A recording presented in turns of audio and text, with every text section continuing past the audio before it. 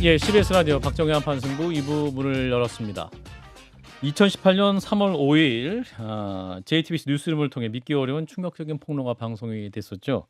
민주당 대선 후보 경선에 나서기도 했던 안희정 지사로부터 성폭행을 당했다는 피해자가 얼굴과 이름을 공개한 채 인터뷰에 나섰던 것인데 그 피해 사실이 법정에서 최종 인정되기까지 또 오랜 과정이 있었습니다. 피해자의 증언이 공격받던 그때 또 진실을 증언했던 사람들이 없었다면 또 사건이 다른 방향으로 전개됐을지도 모르는 그런 순간들이 있었죠. 최근 안희정 전 지사를 지근거리에서 보좌했던 문상철 전 비서관이 자신의 경험을 책으로 묶어냈습니다. 오늘 직접 만나서 말씀 나눠보죠. 비서관님 어서 오십시오. 네, 안녕하십니까. 예, 진 교수님과 김 소장 인사 나눠주시고. 예, 일단 그 2011년부터 그러면 그 충남 도청에서 근무를 하셨던 겁니까? 네, 2011년부터 예. 충남도청 비서실에서 안희정 지사의 여론조사하고 메시지를 담당하는 직원으로 근무했었고요. 예.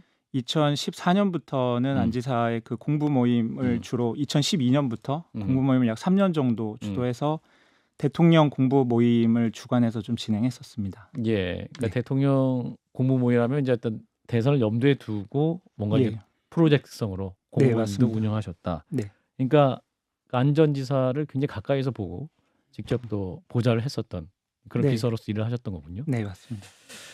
예, 이제 당시 이제 김지은 씨가 성폭행 피해 사실 폭로했을 때 다른 곳에서 일을 하고 계셨던 것 같은데 처음 얘기를 듣고 어떤 마음 드셨습니까? 처음 폭로 사실을 들을 때는 제가 국회의장실에 죄송합니다. 근무하고 있었고요. 예, 그때 그 김지은 씨로부터 그 이야기를 들었을 때는 솔직히 믿고 싶지 않았고 왜냐면 안희정 지사는 제 인생의 전부이기도 했고 제가 그 정치적 스승이자 멘토로 모시고 있던 분이었기 때문에 예, 그 사실을 인정한다는 것 자체가 제 인생을 부정하는 게 되어서 그거를 인정할 수는 없었습니다. 근데 예, 그럼에도 불구하고 피해자가 얻는 것 없이 자신을 내어놓고 그런 상황에 대해서 이야기를 하고 만약 제가 여성이었더라도 그런 것에 대해서 거부할 수 없었겠다라는 판단이 들어서 피해자의 이야기를 듣고 도움을 줄 수밖에 없었습니다. 이제 근데 1심에서 그 김지은 씨 주장이 받아들여지지 않았었습니다. 그 재판 과정을 좀 복기를 해보면 어떤 일들이 있었을까요? 가장 중요한 관점은 그 1심과 2심에서는 이 피해 사실의 맥락에 대해서 파악을 한 것과 안 한 것의 차이가 있었다고 보고요. 예, 그래도 2심과 그 3심에서 이걸 인정하고 맥락을 이해하는 노력을 했었기 때문에 이 진실이 좀 밝혀질 수 있었다고 봅니다. 그럼 네. 2심에서 그 유죄로 판명 어떤 점이 제일 중요했을까요? 그 맥락이라고 말씀하셨는데. 예를 들면 예. 일부에서는 뭐 피해자가 호텔을 직접 예약했다라든지 아니면 뭐 안 지사의 지근거리에서 항상 있으려고 했다라든지 예. 아니면 굉장히 많은 시간을 뭐 보냈다 이게 마치 그 특수한 경우처럼 해석을 해서 이야기했는데 예. 그 전에 있었던 남자 수행 비서들 그리고 예전에 있었던 그 공무원들이 했던 업무였는데 예.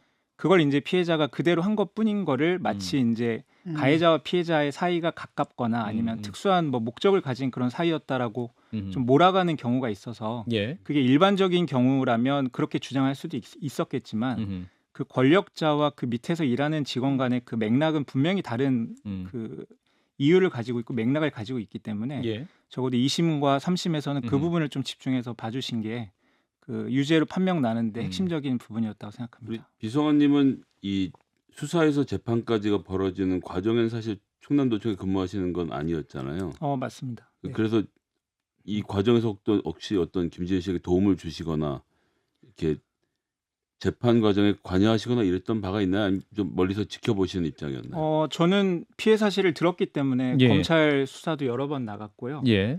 1심과 2심에도 재판에 직접 나가서 제가 증언도 경험하고 하시고. 겪었던 일들을 약 여러 차례 그 증언했습니다. 네. 그럼 김지은 씨 요즘 어떻게 지내고 계십니까? 뭐 형사 재판이 끝나서 그걸로 종결이 될 거라고 생각은 했는데 예. 그 뭐 안희정 지사와 가해자와 그리고 그 충남도청에서 피해자 일상 회복을 위해서 도와주지 않고 인정을 하고 있지 않기 때문에 지금 좀 지난하게 민사 재판을 진행하고 있는 걸로 알고 있습니다. 문상철 전 비서관도 또 안 전 지사와 굉장히 가까이서 지냈고 모셨기 때문에 네. 이 당시에 어떤 재판 과정에서 많이 좀 어려움을 겪으셨다고 들었습니다. 뭐 주변으로부터 이제 찌라시에 등장하는 제 이름을 많이 볼 수 있었고요. 예. 뭐 뒤에서 수군된다든지 음.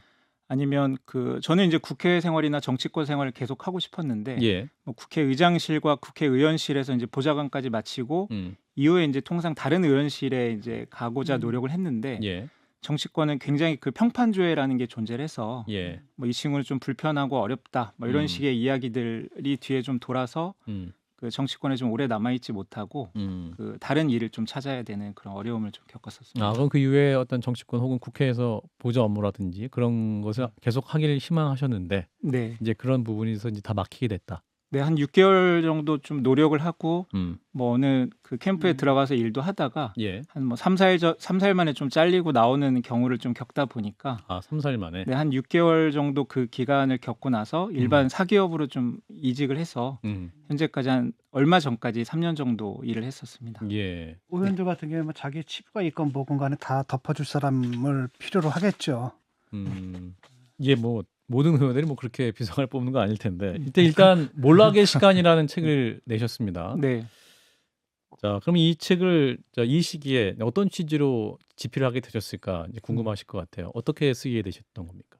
제가 경험한 일들을 주변에 말씀드리면 예, 예. 대부분의 분들이 이거는 너 혼자서 간직하고 있어야 될 사유제가 아니라 아하. 우리 사회가 함께 알고 함께 논의해야 될 그 공공재로서의 성격이 있다. 그래서 이 기록들을 좀 세상에 내놓고 사람들이 우리가 몰랐던 사실들에 대해서 알아야 될 필요가 있다라는 말씀들을 해주셔서 예. 이거를 좀 기록으로 남기고 싶었고 아. 다만 이제 제가 직장 생활을 하고 뭐 이 어려웠던 기억들을 다시 되짚어보고 토파보는 게 너무 어려운 힘든 시간이었기 때문에 예, 예. 그 기간이 좀 오래 걸리다 보니 이제서야 이제 그 과정을 정리해서 책으로 출간하게 되었습니다. 그럼 지금 직장을 그만두신 것처럼 말씀하셨는데 책 출간하고 관계가 있는 건가요? 예, 11월 22일에 책을 출간했는데 예, 예. 그 사기업에서는 이런 정치 관련된 이야기나 아니면 또 아. 워낙 논쟁이나 이런 부분들이 뜨겁다 보니까 아하. 그런 부분에 좀 부담을 느끼셔서 저에게 아. 이제 권고 사직을 권하셨고 저도 뭐 그 부분을 뭐 충분히 이해하기 때문에 받아들이고 3년 만에 회사를 좀 나오게 됐습니다. 아, 회사 입장에서 좀 이건 부담스럽다. 어떻게 뭐 어디로 이쪽으로 가도 안 되고 저쪽으로 가도 안 되는 뭐 이런 상황이지 않습니까? 네, 좀 경계인 같은 그런 삶이나 좀 존재인 것 같습니다. 그렇군요. 이제 책 앞에 보면 이제 안인정 몰락의 진실을 통해 본 대한민국 정치 권력의 속성이라는 또 부제가 있는데 무엇보다 이제 핵심적으로 문제를 좀 제기하고 싶으셨던 것은 어떤 대한민국 정치의 구조적인 또 그러한 병폐랄까요? 어떤 그런 문제도 좀 지적하고 싶었던 마음이 있으셨던 것 같습니다. 여기 이제 부제에 안희정 지사의 이름이 들어가지만 예. 사실은 그 이름을 빼고 다른 이름을 넣어도 있을 법한 일들이고 아, 그리고 대부분의 정치인들이 그 광역자치단체장이나 뭔가 리더의 역할을 해본 경험이 없는 분들이기 때문에 아하. 이 소장님처럼 이제 뭐 보좌관 경험이 있거나 이런 분들은 조직을 파악하고 뭐 이렇게 이끌어가는데 어렵지 않지만 그런 예. 경력이 없는 분들은 통상적으로 가서 조직을 장악하는데 좀 어려움을 겪게 됩니다. 예, 그러면 예. 또 관료 조직으로부터 포섭을 당하게 되고 뭐 의전 조직이라든지 아니면 예. 주변에서 이 사람의 눈과 귀를 막아버릴 수 있는 그런 조직이 얼마든지 카르텔이 존재하기 때문에 저희가 일부에서 이제 박근혜 전 대통령의 최측근인 유영하 변호사와 인터뷰도 했습니다만 네네. 이게 이제 어떤 권력의 속성 자체가 뭐랄까 카르텔에 의해서 또 움직인다. 또 저 쓰신 네. 책에 보면 공무원 의전 카르텔의 포획이라는 표현이 네. 있더군요. 예. 이게 무슨 의미입니까? 통상적으로 광역자치단체장이 장소를 가거나 예. 아니면 발을 딛게 되거나 보게 되거나 만나는 사람들은 대부분 의전 조직에 의해서 짜여지게 됩니다. 예. 그러면 이 단체장들은 자기가 만나는 사람이 일반 시민일 거라고 생각을 하지만 예. 그 꾸며지고 디자인된 상황에 노출되기 때문에 어허. 금방 그 벌거벗은 임금님이 될 수밖에 없고 예. 자신이 생각하는 것들과 국민이 생각하는 거에 괴리가 생겨서 저는 그런 부분을 의전 카르텔, 의전 그 관료들이 좀 이렇게 포획하는 게 아닌가. 전 그 정말 공감이 되는 게 예. 보좌관들은 의원을 어떤 장소에 밀어넣거든요. 아. 들어서 알아서 하고 오세요. 주로 이렇게 해요. 국회의원들. 근데 제가 광역자치단체장들 여러 하는 모임에 가보고 이렇게 하면서 그 뭐 한편으로 반성이고 한편으로 약간 깜짝 놀란. 그러니까 한 걸음 한 걸음 앞자리에 누가 왔는지 옆자리에 누가 왔는지를 와서 한 30분씩 회의를 하시는 걸 보면서 아하. 아마 모르셨을 텐데 여기 오시는 단체장들 같은 경우도 국회의원 보좌관이 한 명 따라오거나 혼자 오는 경우가 많은데 그렇죠. 예, 이 자치단체장 같은 경우 몇 명이 같이 와서 맞습니다. 항상 이런 식으로 하시더라고 보면. 또 쓰신 내용 중에 안희정 지사의 조직 문화가 80년 동아리 같았다라는 구절도 있더군요. 그게 무슨 의미입니까? 저희는 이제 그 요즘은 이제 586 선배들이라고 이제 흔히 부르긴 86 하는데 세대. 예, 86세대 선배들하고는 나이 차가 좀 있기 때문에 예. 그 뭐 운동권을 하시면서 이제 배웠던 뭐 노래들이라든지 예. 뭐 그때 경험 문화들을 저희에게 이제 학습시킨다거나 음. 아니면 그때 이제 형 동생 문화가 있었기 때문에 예. 뭐 대부분 직책으로 사람을 부르지 않고 네. 무조건 20살 차이가 나더라도 형 동생으로 되어 있고 예. 안희정 지사가 마치 이제 가문의 그 큰형, 아버지. 아버지인 것처럼 그렇게 하는 조직 문화를 저는 이제 일컬어서 이런 86 운동권 문화 뭐 이렇게 표현을 좀 했었습니다. 네. 그럼 이제 그런 게 만연해 있습니까? 뭐 모든 다른- 조직이 그렇다고는 볼 수는 없고요. 예. 제가 경험하고 느꼈던 부분들에 대해서는 그런 좀 음. 조직의 문제들 외부로 발설하지 않게끔 우리끼리의 문화가 좀 강하긴 했었던 것 같습니다. 아니 뭐 그 학습 같은 것도 시키고 그러나요? 뭐 커리큘럼 짜가지고. 뭐 그 정도까지는 하진 않는데 예. 그 과거에 있었던 일들이라든지 이런 부분들을 저희에게 이제 뭐 교육을 하거나 주점에 아. 가서 이제 뭐 주막집 같은 데에서 이제 이야기를 하고 음. 그런 문화들이 좀 많았던 것 같습니다. 이익의 사유화 그리고 손실의 사회화라는 대목도 눈에 띄는데 네. 이게 어떤 내용입니까? 저희가 이제 늘공과 어공이 존재합니다. 예. 저희는 이제 어공이라고 불려서 어쩌다 공무원이라고 하고 음. 원래부터 늘 공무원이었던 분들과 이제 가서 경쟁 관계나 또는 약간의 긴장 관계를 유지해야 되는데 예. 대부분의 이제 어공분들이 경력이 없고 경험이 없다 보니까 그 공무원 조직에 들어가서 예. 뭐 초과 근무 수당을 찍는다든지 아니면 뭐 출장을 갈 때 뭐 본인이 가지 않는데 누구 이름을 올려서 그걸 계비로 받는다든지 그게 예전에 있었던 공직 문화인데 예. 그걸 이제 저희 조직에서도 정무직들도 그걸 배우고 음. 그래서 결과적으로는 세금은 낭비가 되고 개인은 이익을 취하는 뭐 그런 부분들을 그렇게 좀 표현을 했습니다. 시간의 근무를 그냥 꽉꽉 채워서 네. 넣었다. 그런 경우가 일반적으로 있었던 것 같습니다. 이 공부 모임도 되게 궁금한데요. 실제 네. 주도하셨다고 하니까 이게 정책 역량을 강화하기 위해서 만든 모임이었을 텐데 좀 어떻게 돌아갔었는지 실제 좀 평가를 해보신다면. 안희정 지사는 노무현 정부 참여정부 때 그 공직을 맡아본 적이 없었기 때문에 예. 대통령을 꿈꾸긴 했지만 과거의 그 정책들을 제대로 알지 못했습니다. 그래서 참여정부 때 했었던 정책들을 좀 복기해보고 배우는 과정을 하고 싶다고 지시를 해서 예. 약 3년 정도 경제부터 국방에 이르기까지 참여정부 때 장차관 하셨던 분들 그리고 예. 좀 유수한 교수님들을 모셔서 다양한 공부를 했던 모임을 저희가 공부 모임이라고 불렀고요. 이게 약 3년 정도 좀 지속이 되다 보니까 예. 그래도 안희정 지사에게 국정을 운영하는 방법들 그리고 국가 아젠다에 대해서 어느 정도 크게는 이해하는 그런 과정이 좀 됐었던 것 같습니다. 그 준비하시면서 본인도 공부가 많이 되셨겠네요. 예, 처음에는 좀 대규모로 진행을 하다가 예. 발제하시는 분들이 여러분이 있는 걸 좀 부담스러워 하셔서 거기에 이제 속기를 하는 사람이 한 명 필요했기 때문에 제가 속기를 하고 안희정 지사 발제자가 있었기 때문에 그걸 반복해서 기록하고 하다 보니 저도 좀 옆에서 어깨 너머로 좀 배우게 됐던 것 같습니다. 그걸 책으로 내셔야 되는 거 아닙니까? 근데 또 저는 네. 좀 인상적이었던 게 예. 이제 안희정 지사가 이렇게 의전에 집착했다는 그 대목이 굉장히 인상적이었거든요. 그게 굉장히 네. 많은 걸 시사하는 것 같은데 실제로 기억해보니까 그때도 보도가 좀 됐던 것 같아요. 무슨 리스트 같은 거 뭐는 어떻게 해라 뭐는 하라 네. 굉장히 상세하게 적었던 거. 예, 맞습니다. 근데 그 운동권 출신의 지방자치단체장이 그럼 굉장히 권위주의적인 거 아니겠습니까? 네. 거기에 집착한다는 게 좀 저는 이해가 잘 안 가거든요. 어떤 면에서는. 아마 안희정 지사도 처음은 정치권 국회 쪽에서 있다가 왔기 때문에 그런 의전이나 이런 부분에 대해서 익숙하진 않았습니다. 그리고 처음에는 더 멀리 하려고 했었고요. 근데 다만 이제 도지사로서 생활하다 보니 예. 기존에 있던 관료 조직들로부터 의전의 그 떠받침을 받게 되고 그게 1년, 2년, 3년, 4년 지속이 되면 될수록 점점 더 편안한 것들 그리고 문제 없는 상황들을 추구해서 그게 좀 가속화되고 지속되다 보니 의전에 대한 추구와 요구가 더 많아졌던 걸로 저는 기억하고 있습니다. 의전의 목적은 뭡니까? 그 지사가 불편한 상황을 없애는 것 혹은 이게 뭐 도정과는 네. 무슨 상관이죠? 의전. 원래 의전의 목적은 그 광역자치단체장이나 대통령이 예. 안전하게 그 업무를 수행하고 예. 그 업무를 하는 데 있어서 최소한의 이제 불편함이 없도록 만들어주는 게 이제 의전인데 예. 그게 조금씩 과해지다 보니 그 위치에 대한 의전이라기보다는 인간의 편안함 그리고 안락함을 좀 추구하는 쪽으로 변질되지 않았나 그렇게 생각하고 있습니다. 그게 안희정 지사가 결국은 이렇게 되기까지 과정에 영향을 미쳤다고 생각하시나요? 네, 저는 그 부분도 크게 영향을 미친 요인 중에 하나라고 저는 생각합니다. 그럼 어떻게 봐야 될까요? 그럼 사실상 그런 의전이 과하다 보니까 네. 어떤 지사라는 위치는 실무진들에게 왕과 같은 존재였다? 오히려 국회의원 같은 경우는 보좌진들이 9명 정도이기 때문에 예. 의전을 많이 받거나 그런 경우가 많지는 않습니다. 예.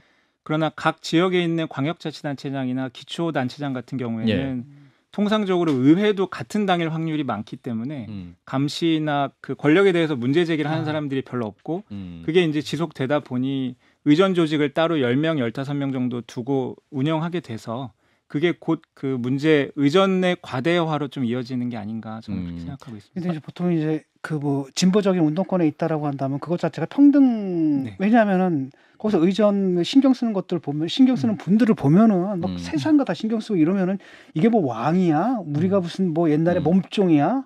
뭐 노비야? 여기에 대한 굉장한 거부감이 있거든요. 네.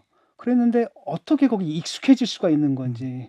그게 이제 처음에는 좀 멀리 두다가 그래도 조금씩 그게 반복이 되고 일정이 많아지고 사람들로부터 비난과 비판을 더 받게 되면 마치 이제 팬덤을 찾아가듯이 의전에 대해서도 점점 더 익숙해지고 안락한 걸 찾게 되는 것 같습니다. 예, 의전 중독이 되어가는 경우인 것 같습니다. 예. 사실 인터뷰 진행하다 보면 이제 정치인들은 그냥 인터뷰를 하는데 네. 지자체 단체장이나 이런 분들은 앵커의 프로필을 달라 이런 얘기를 하는 경우도 있었어요. 이거 무슨 상황이지? 뭐 이런 생각 한두기도 했었는데. 자, 그럼 이제 이 책을 통해서 이제 지적하시고 싶으셨던 것은 그럼 이거 어떻게 바꿔야 됩니까? 의전 중독, 의전 카르텔의 포획이다 이렇게 말씀하셨는데 네. 다 없애야 됩니까? 그러면? 일정 부분 저는 필요하다고 생각합니다. 예. 뭐 최소한 대통령의 안전을 위해서라든지 아니면 다른 업무를 수행하는 데 있어서 일부 자치단체장들에게 의전은 필요한 존재이고 예. 그건 어느 조직의 수장에 대해서도 필요하다고 생각이 들지만 적어도 우리가 공개적으로 그걸 논의해야 될 부분은 어디까지 허용을 하고 그렇죠. 어디까지 제공을 받을 것인지 그 기준선을 넘는 것들에 대해서는 우리가 제공하지 못하게끔 하는 거에 대해서 공개적으로 좀 논의를 하고 기준선을 만들 필요가 있을 것 같습니다. 그래요. 근데 그런 기준 문제 제기를 하기 위해서 네. 이 책을 쓰신 목적도 있는 것 같고. 자, 이제 안희정 전 지사의 그 과정을 보시면서 아까 뭐 진 교수님도 말씀하셨지만 86세대의 한계랄까요? 어떤 정책 능력, 이해관계와 갈등 조정 능력의 부재 이 부분도 지적하는 분들이 많은데 비서관님 어떻게 판단하셨습니까? 뭐 제가 보기에 이걸 감히 이제 86세대라고 단언할 수는 없다고 예. 생각하고요. 예. 일반화할 수도 없는 부분이긴 한데 예.